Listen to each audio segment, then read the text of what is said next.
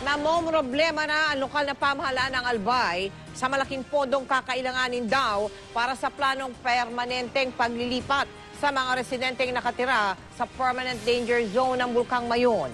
At sa gitna ng napipintong pagputok ng bulkan, may ilang kawatang nakuha pang manamantala.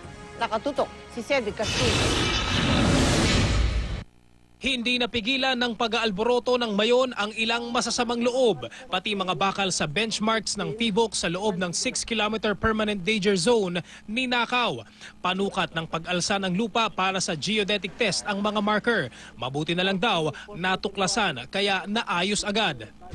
Hindi po na-compromise yung data or future data dahil po? Hindi naman. Dahil ang pinakamahalaga yung dulo niyan, yung dulo.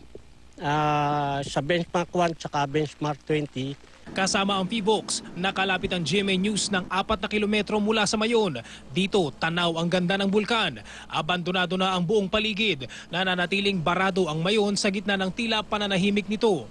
Sa taya ng PHIVOLCS, nasa taas na 500 meters na mula sa base ng bulkan ang umaakyat na magma. Bagaman mababa ito kumpara sa halos 2.5 kilometrong taas ng Mayon, mahirap daw mabatid kung matatagalan pa o hindi ang pagputok ng bulkan. Mahigit 300 milyong piso ang gastos sa tuwing ililikas ang libu-libong nakatira sa permanent danger zone. Ang pangmatagalang solusyon, total at permanent relocation ng mga residente hanggang sa 8-kilometer zone. Relocate all. Too expensive. That means yung total relocation 3.6 billion.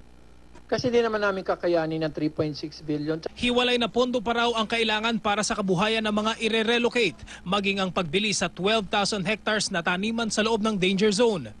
Kailangan bilhin ko yung lupa para totally wala na talagang balikan. Basically, coconut and vegetables yung modality ng agriculture dyan. Plus hayop. So 19,000 na hayop. Ang nakikitang solusyon ngayon, partial relocation. Sa sistemang ito, tanging mga nasa 6-kilometer danger zone ang ire-relocate. Tuloy naman ang evacuation scheme sa mga nasa 7 to 8-kilometer zone.